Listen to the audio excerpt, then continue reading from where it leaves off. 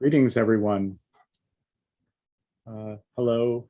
My name is Maurice Pomerantz. I'm the program head for Arab Crossroads and an associate professor of literature here and Arab Crossroads at New York University, Abu Dhabi. It is my great pleasure and honor to introduce you to one of our humanities research fellows here, Professor Saqar Al-Marri, who is currently, as I mentioned, a humanities research fellow at New York University, Abu Dhabi, a program that has brought now many wonderful and talented individuals to our campus here at NYU AD. Saqar holds a PhD in translation studies from Binghamton University, which is part of the State University of New York system, where he worked on a Mamluk era legal treatise on the Khunthā by the Shafi'i jurist Abdurrahim al-Isnawi under the supervision of the late Maria Lugones, who was professor in translation studies, or the field of translation studies. His work explores how gender variance is conceptualized and developed over time among pre-modern Arabic and Muslim writers. So it's certainly something we're going to hear about today. Saqar's previous work has been published in several journals, including Body and Religion, Women and Language, and Transgender Studies Quarterly. And his book project pushes beyond the narrow legal questions affecting gender variance in Islam to explore how narratives of the Khunthā in the wider corpus of Arabic and Islamic writings can tell us something of how the gender system was understood and how it has changed over time. Along with Saqar's academic writings, he's also not only a scholar of translation, something I love, he's an occasional translator himself. And he translates poetry and speculative fiction between Arabic and English, and has collaborated on translating Mona Karim's Arabic poetry into English. Look forward to reading that. So thank you very much. One note before I hand it over to Saqar, if you, and I hope you do have questions, if you do have questions, Saqar is going to speak for around 30 minutes. And then we will, if you do have questions, please use the Q&A function, and we'll get to them at the end of the talk. So without further ado, please join me in welcoming Professor Saqar Al-Marri. So please take it away. Thank you, Maurice. I'll share my screen.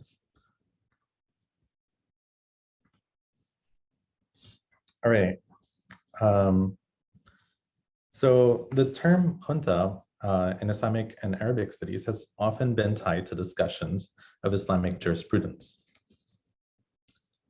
This is, of course, is more of a consequence of how concepts of Arabic and Islamic societies have tended to be studied over the course of the past century.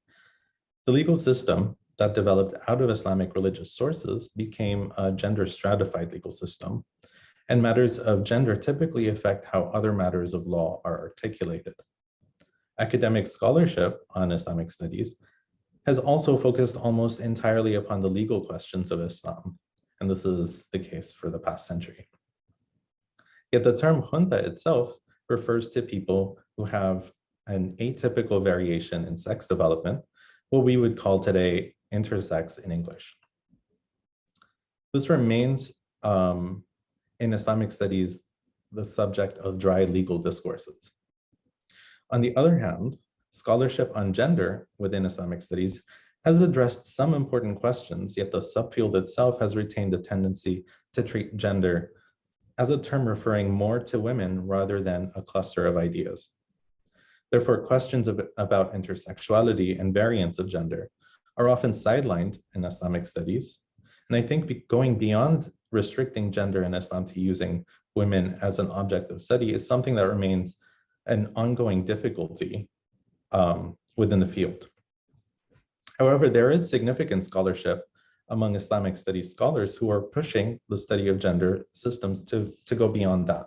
I'm thinking, for example, Umayma Abu Bakr, Amanullah Dasandi, Zahra Ayyubi, have been recently working on taking on this concept of masculinity as a legitimate subject of study. In my case, I find the study of gender variance quite illuminating to see how the gender system itself varies over time.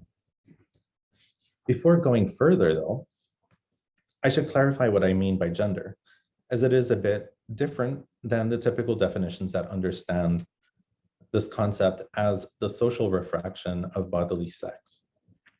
I think of gender as a system of entangled meanings that connect the body, including bodily sex, organs, secondary sex characteristics, and individual body modification, along with societal expectations of what that represents, personal behaviors, tastes in clothes, gender stereotypes, gender roles, gender tropes, and its effects in social interactions and narratives about oneself, society, and others. And because it is entangled meanings, it is never static. That is, it's always changing. Therefore, ideas about what man and what woman, masculine and feminine mean inevitably change with time and never return to an earlier status. The conception of gender builds on compelling scholarship coming out of biology, trans studies, and translation studies. And in this case, I'm thinking of Joan Roughgarden's phenomenal work on animal sex, Douglas Robinson and Cobus Murray's. Now, scholarship on the Khunthā has shown that in legal and medical discourses, there is rarely a narrative telling us who the Khunthā is or telling us about their lives. The majority of existing narratives involving gender variance, and specifically the Khunthā, are often found in biographical, historiographical, and literary texts, such as the one discussed by Shireen Hamza recently in 2020. We do face a major difficulty within the field since the discourses about the Khunthā is quite limited in the archive. It is true that the archive of pre-modern Arabic works is quite vast, but the archive on the Khunthā within that is quite limited. And this is because of the fragmentary nature of the topic itself. And it is also probably incomplete due to the existence of many manuscripts, many as in, hundreds of thousands, that remain unedited, undigitized, unindexed, and understudied. On my part, there is some work, as over the summer, I've collected a significant amount of references to the Khunthā in digitized material that my previous research assistant, Shama Mheri, has helped verify and tag.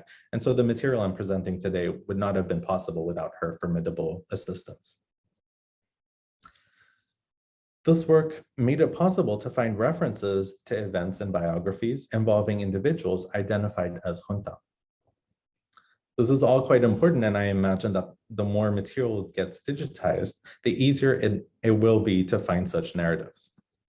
So my current project is attempting to push beyond dry legal theory by looking at these narratives and events. And for today's talk specifically, I'm discussing a legal event and its narratives that tell us a story of how a legal precedent was set.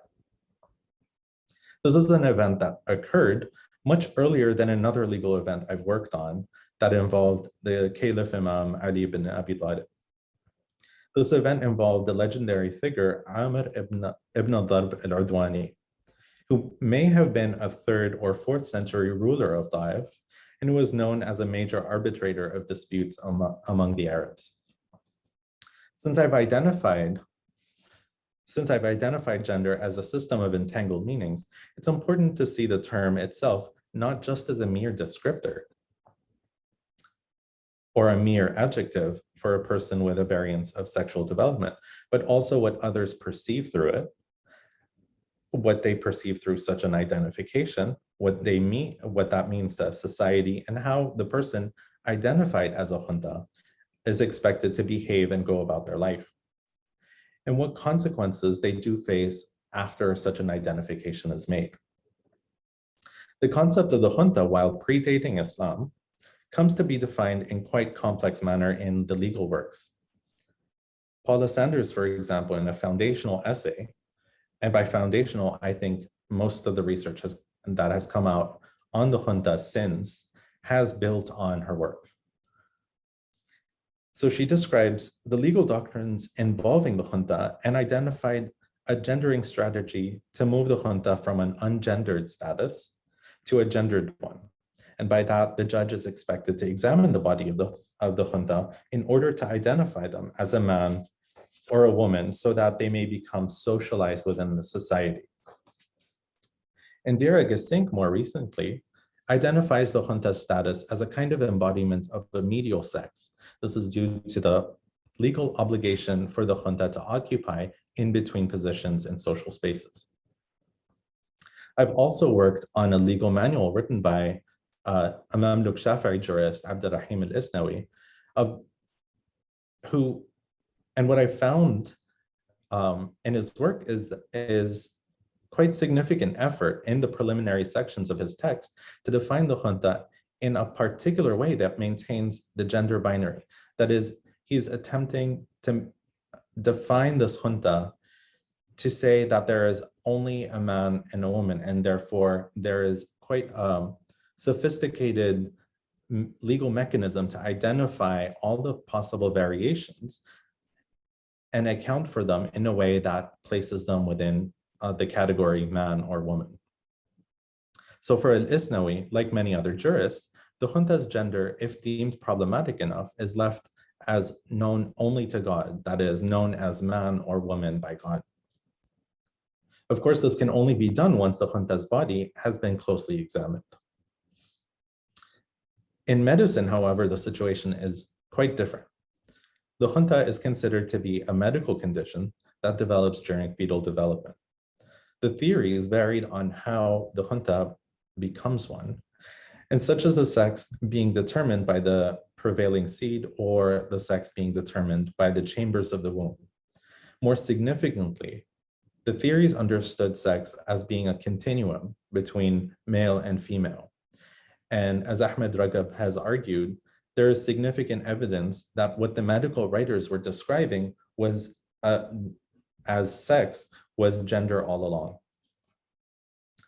This is important because it shows us that there's no unified conception of intersexuality, nor one for gender variance in the Islamic world.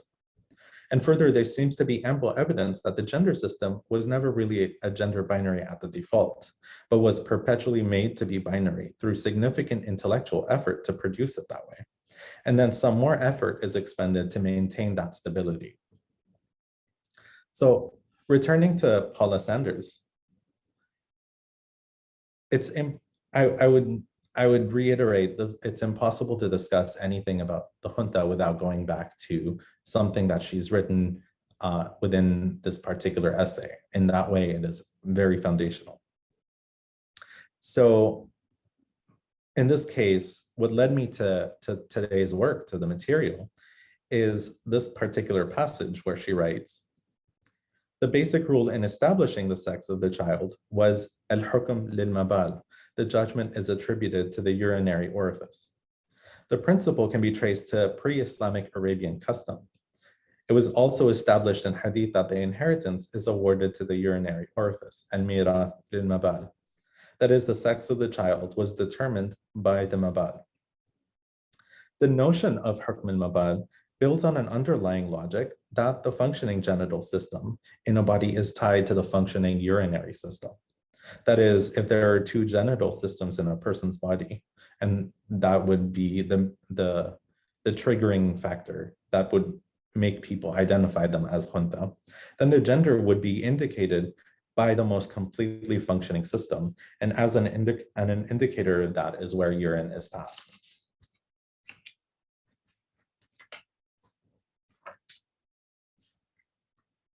Most of the passages in the legal works that do discuss hukm al-mabal only refer to it using the typical legal sources. For example, in the case of al-Isnawi, he only cites other jurists and does not discuss where this rule comes from. Even in the earliest Fatimid legal writing that narrated a courtroom narrative involving a Khunthā during the reign of the Caliph Imam Ali ibn Abi Talib, the text itself did not suggest a source of these rules, simply that it was a rule that was used and handed down through the generations. So for years, I've shelved this question about the possible source of hukm al-mabal. It's only when I began to work on other material that something finally rose. So with the help of my research assistant over the summer, we ended up finding quite a number of references to a pre-Islamic event that could be a source of this pre-Islamic Arabian custom.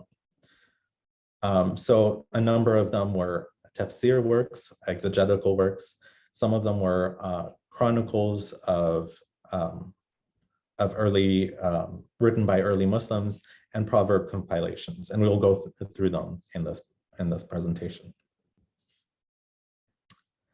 So these references often give us a complete narratives, and at times it's quite brief. So when looking at these narratives, I kept my eyes out for repeating elements and how they vary. I found most useful in exploring these narratives the approach that Sue-Ann Harding proposes when thinking of resonances between narrative theory, which was developed by Muna Baker in the 2000s out of the social sciences and is a quite important theory in translation studies itself, and complexity theory from the hard sciences.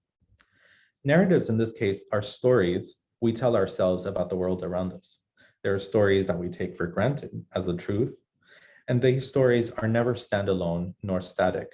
Rather, they are embedded in other narratives or combined to form other narratives. In these ways, they have fractal tendencies. We can go from one narrative to another, but also zoom in and out of the narratives to see other narratives within them. This allows us to see how they tend to be self-contained or self-similar. These narratives can be indicated by single words and phrases, as well as longer texts. So for example, references to hukm al-mabal can, in simply using the phrase, can embed a certain trajectory of legal ideas and stories around them that can be known in whole or in part by the people who are using these terms. This approach helps us explore narratives and see how they have patterns that are similar and other patterns that vary for particular uses and purposes. These variations can be our step into other questions as we go along. So I'll recount the basic fabula of this narrative before focusing on what the narrative is used for. So there was once a well-known arbitrator that many people would seek to resolve their disputes. This man was Amir ibn al-Darb. He was sought by a group of siblings who had a dispute, who were disputing the inheritance of a Khunthā sibling. And they demanded that he resolve the issue. Will he decide that the Khunthā inherits as a man, or would they inherit as a woman? And he did not know the answer to this and had to think it over. And in some stories, we'll see he delays and delays for many, many nights. So he could not resolve it. And rather, he had a slave who herded his goats, and she noticed that he was having trouble.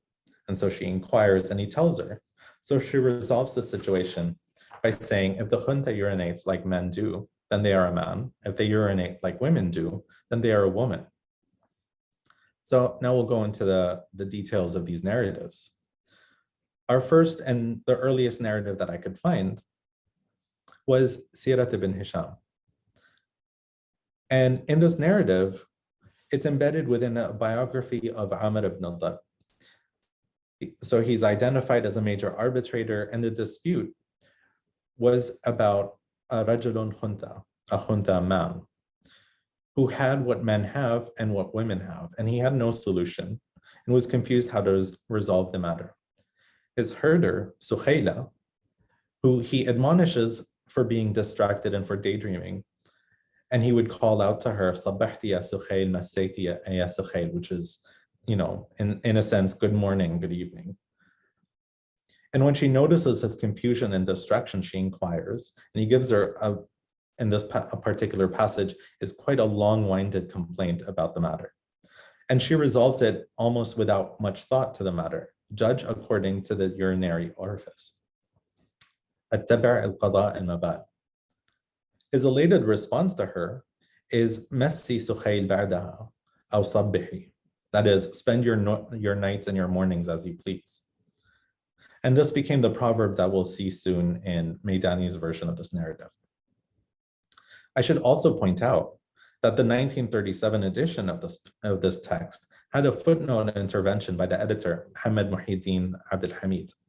And he writes on Sukhaila's statement that this is a judgment according to tangible evidence, al-istidlal bil-amarat, which has many uses in Sharia, including in the narrative of Yusuf's bloodstained coat in Surah Yusuf.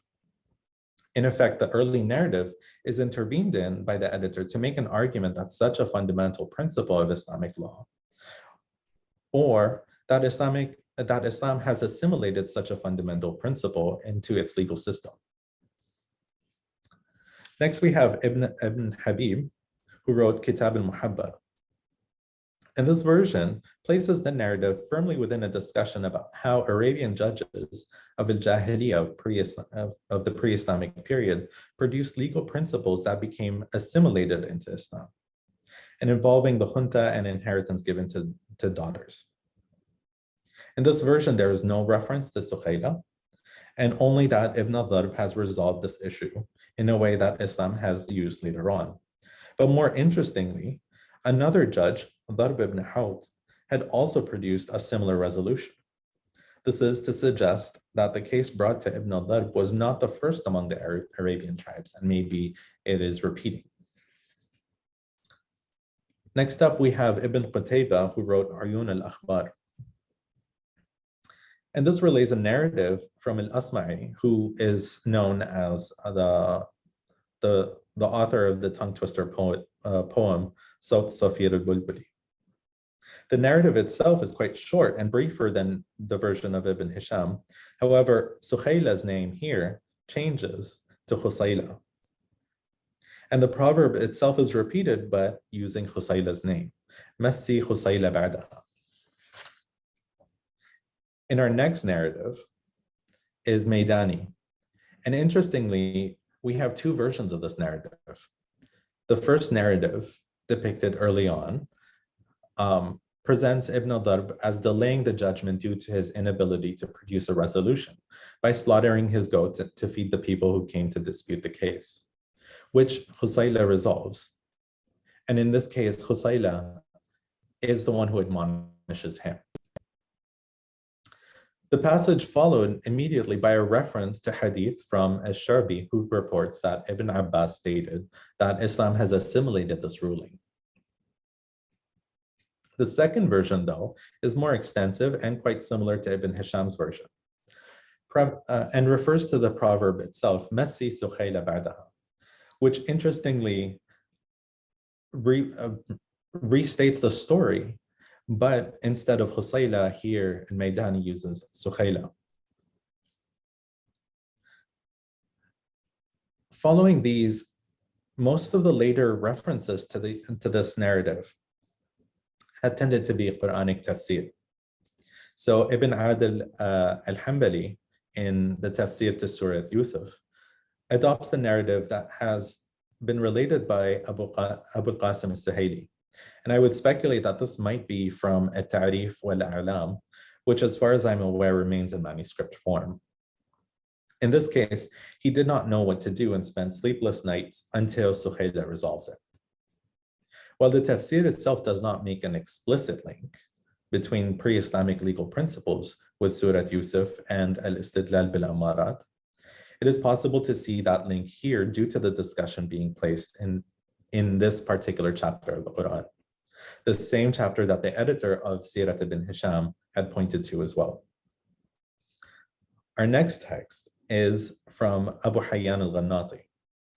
And this is a noted grammarian of Arabic, Turkic, and Ethiopic. And he gives us a narrative of Ibn al-Darb in both of his short and long tafsirs.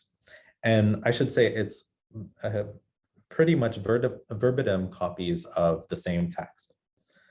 So in this narrative, Abu Hayyan says that the Khunthā was a gender variation that did not come to be until the first Jahiliyyah, when Ibn al-Darb was laying down the law for the pagan Arabs. Yeah, so he calls them Farid al-Arab. And when faced with the challenge, he did not know how to resolve it himself. But what's most interesting here is not this, is not how Ibn Darb and Sukhayla's relationship is presented, and Sukhayla in this case is not even named, but rather that Abu Hayyan is giving us a timeline. So first, there was a world where there was no Khunthā, only men and women. Then a world with the Khunthā in the first Jahiliyyah, where a rule had to be put in place to address them. And that rule became assimilated in the Islamic legal system when Ali ibn Abi Talib had put the rule to use in legal practices. So if anyone wants to take a look at that particular narrative, that's the article that got published in Transgender Studies Quarterly in 2016. Our next narrative is Muhammad ibn Yusuf al-Tfish. And this is a prominent Algerian mufassir of the 19th century. So he wrote a great deal about the Khunthā in his tafsir. However, the specific narrative of how the rule came about was restricted to a single passage discussing Pharaoh's threat to crucify the believers in God.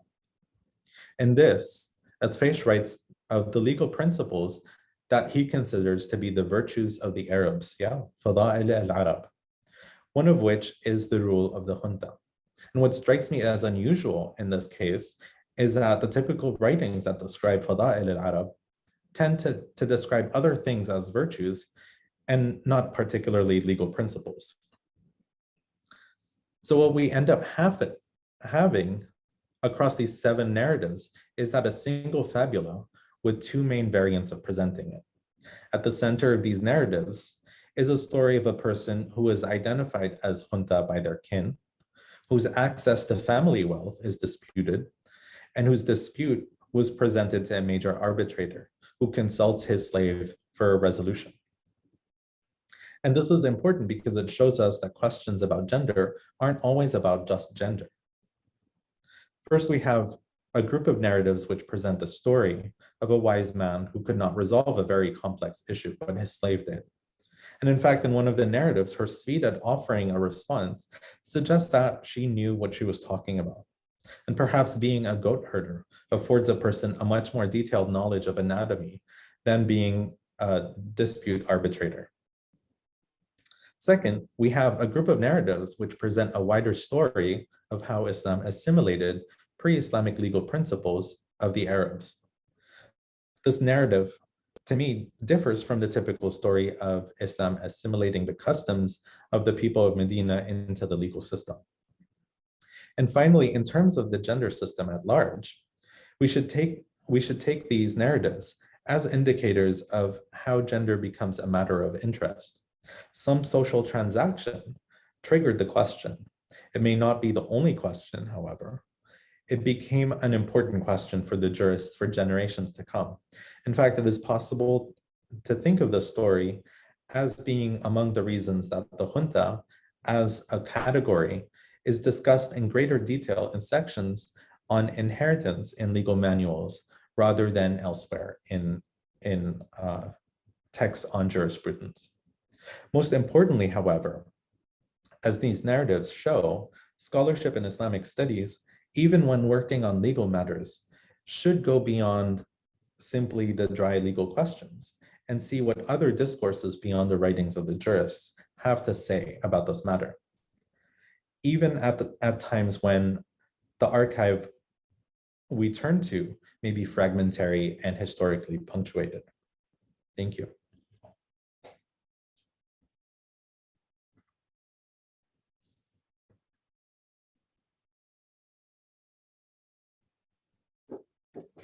All right. Thank you very much. Please, everyone, if you have questions, please place them in the Q&A. I'll take the liberty of being the discussant to, if you can, just maybe. It's such a lovely study because it's so focused. If you can actually bring us out from this particular example to the larger, some of the larger stakes. And as someone who works on literature and history, I can't but and also reflect on the work of my now retired colleague, Professor Rowson, who worked on the Mukhannathun, as you know, quite famously in the period just, the Mukhannathun of Medina. And I got thinking as you were speaking, how on the one hand, we have these legal determinations, which are very important, for inheritance and actually a host of other issues as well. And then we have social manifestations. We have the case of the Mukhannathun, which for, I guess, non-Arabic speakers, it implies a sort of a slipperiness in the gender system, or at least, and you probably speak to this much better than I, one that meant something, I think, in Medina at in the Umayyad period, but then later meant something very, very different. I think was Rowson's argument, and I think it would be very interesting if you could kind of reflect almost on the way other discourses, like in this case, Adab, because the sources that Rowson relied upon were largely from, it seems like, Kitab al-Aghani, stories, and because the Mukhannathun were so important in music. But there's a real stake here, kind of in, on the one hand, we have a sort of like let's say the social and historical realia that sources are talking about. Are there moments where you see real overlaps between these two areas, or is it, because of course being Mukhannath, for those who may not know, in Medina meant one had access, for example, to the women's quarter. So what that meant, and am I wrong in seeing that there's something quite different between that term and the legalistic definition? They're very different. What are the kinds of overlaps, I guess, is my question.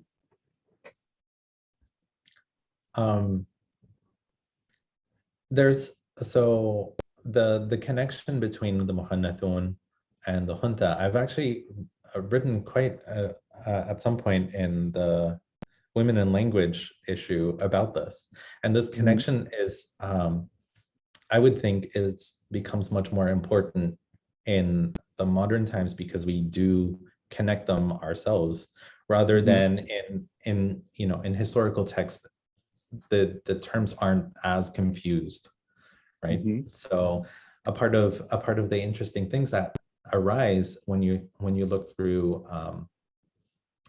Islamic studies of the 20th century, when they face terms such as Mukhannath and Khunthā, the translations almost switch them around. Yeah, so what you would expect would be a translation for one word ends up being a translation for the other word, and you kind of, for example, the name of this author usually comes to mind, but I forget her name. But in this case, she translated the same passage of Chishti poet, and in one translation, she used for Mukhannath, hermaphrodite, and in the second translation, 2 years later, she used Catamite. And so here you see kind of difficulties that we have, and I think this is much more of a methodological difficulty that we have as Islamic studies academics, of understanding what's going on with these terms. And so in the case, Rowson, I think, is perfectly right in making that argument that the term itself changes over the course of 500 years, basically. And it changes even further if we start looking at how it changed since then until now, right? The other thing about this is that the connection is also determined by the root of the word, that something is understood, that something is being mixed in the situation, right? So in what you call the slipperiness of gender happens, but happens in a slightly different way between the mukhannathun and the khunatha, right? So in the khunatha, it becomes a bodily thing, rather than for the mukhannathun, where it is comportment, its behavior, its social engagements, right? And so these differences are quite important. And even though in both cases there's social kind of ramifications for some of these, that's very interesting. I mean, from the linguistic morphological sense, it's very interesting. Of course, the second form being a kind of, at times, students know intensive, but actually also kind of possessing the quality of, but not being. And that's an interesting sort of, it's true of the form 5 as well. Okay, we have a question here from Abdullah Galadari. I hope it's okay if I mention who the questioner is. Question: in rabbinic tradition, God originally created Adam as a Khunthā, and only when creating Eve from Adam's rib did God separate the sexes. This narrative gives birth to an important discourse about the legal issues pertaining to the Khunthā in rabbinic law. Do we find something similar about Adam in any early Muslim literature? So in this case, no. However, Adam becomes an important thing later on. So in the narrative of the courtroom narrative of Ali ibn Abi Talib, he does refer to Adam's rib as a way to kind of make a statement about how to gender someone who in some way fails the urinary orifice test, right? However, what's interesting is that what I would have expected that so you see at times in Quranic tafsir, there's adoption of some narratives from the rabbinic tradition and from the Christian tradition to explain some of the stories, or at least interpret the stories. In this case, this particular story about Adam being Khunthā doesn't seem to arise. Perhaps in the tafsir texts that haven't been edited yet and haven't been digitized, that there might be something, and that would be really exciting. But I know, for example, Leah Davan goes into great detail about this particular reference to Adam as being a hermaphrodite, but also as an androgyne. And this is in their recent book, I think, that just came out, a couple of months ago. Thank you. We're hearing there's another question here from colleague Professor Kukkonen. This is altogether fascinating. Many thanks. My question: you spoke about the role of narrative, but also about the uses of narrative. Could you give further examples about how some of these early stories were utilized, perhaps mobilized even, in a way that would reinforce different larger narratives?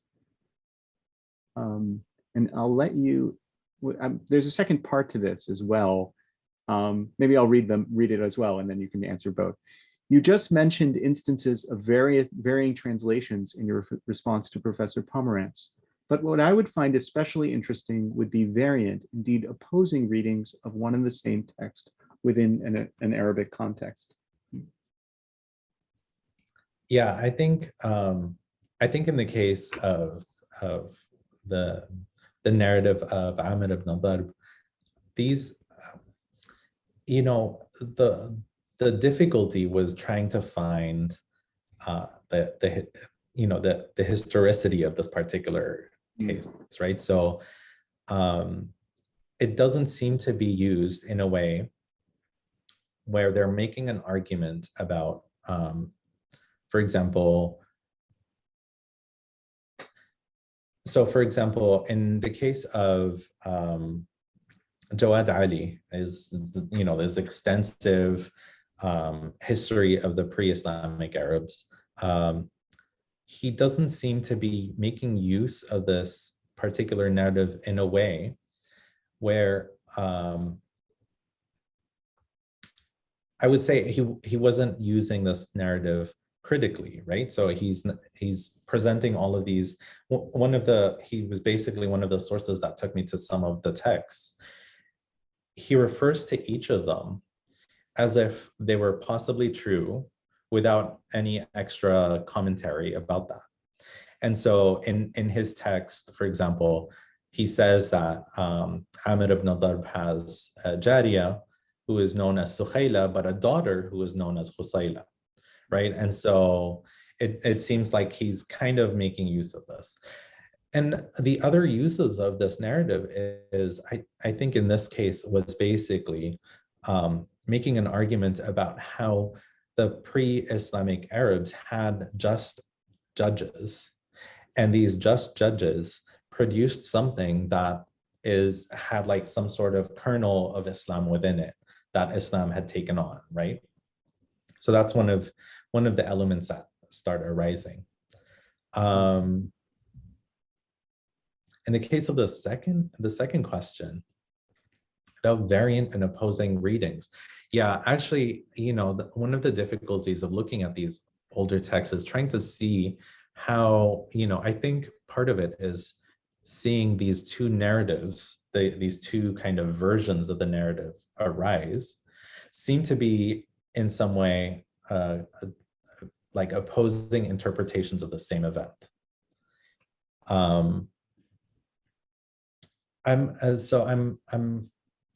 But in case of translations, I'm trying to think. Nothing really comes to mind right now, but it's almost entirely common that the same particular text is interpreted in opposing ways, particularly if we take a look at, say, the discourses about particular texts in Arabic. So for example, Abu Nuwas is like one of those examples where in Arabic works, in Arabic modern works in the 20th century, the interpretations were kind of going in a very particular direction, whereas scholarship about him later on is in Western academia is going in a completely different direction in dealing with Abu Nuwas, right?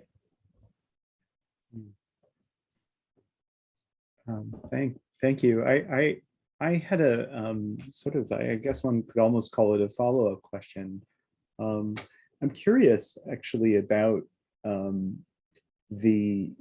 certainly this being amongst the fada of the fada al-Arab, that in fact they are just judges or able to use, is very much tempered here by the fact that the judge is, at least in some cases, flummoxed, right? And he needs to rely upon kind of the wisdom of the folk, as it were. And I wondered a little bit about the kind of the natural world, as it were, someone who has been up close with the natural world, which of course that's, that all well, and one would almost expect a trope like that. And yet, one might wonder still what it's doing as a way of naturalizing a hukm. It seems kind of brilliant in a way as a story for that very kind of making a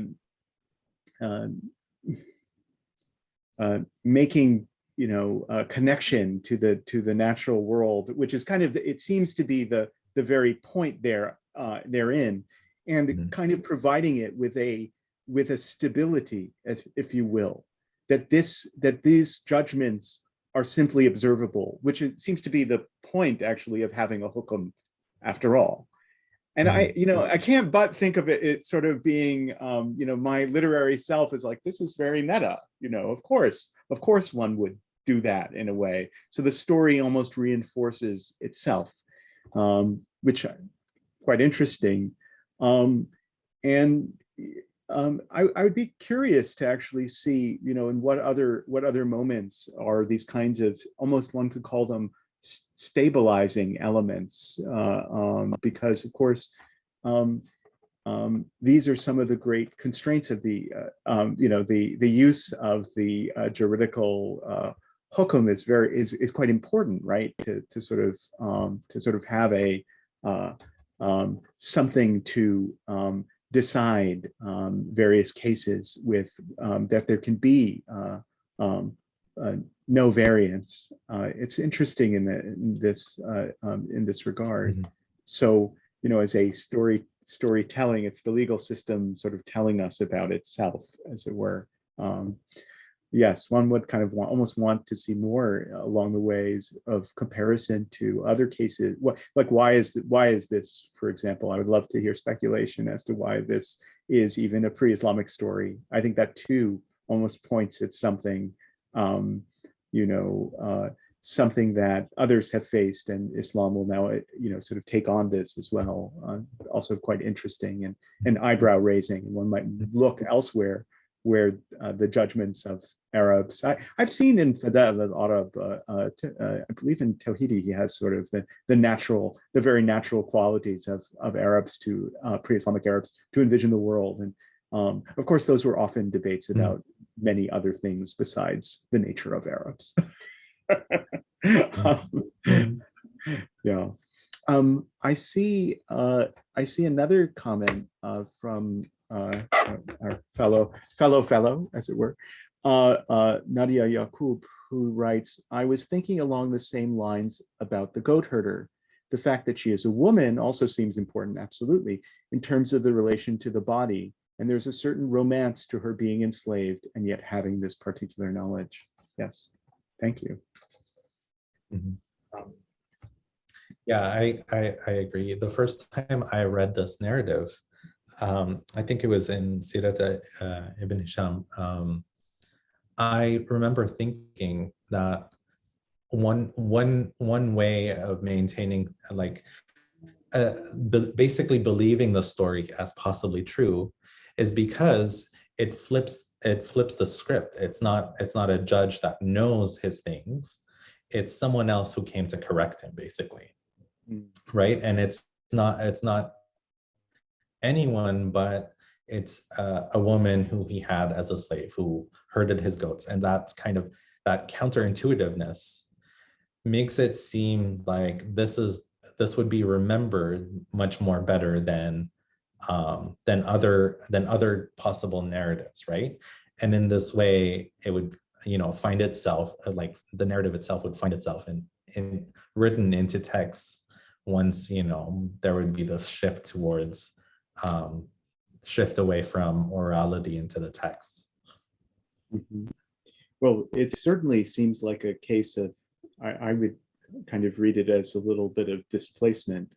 It's easier to have the natural occur in the time, in at least in pre-Islamic times, so that it is indisputable. That whatever it is so evident,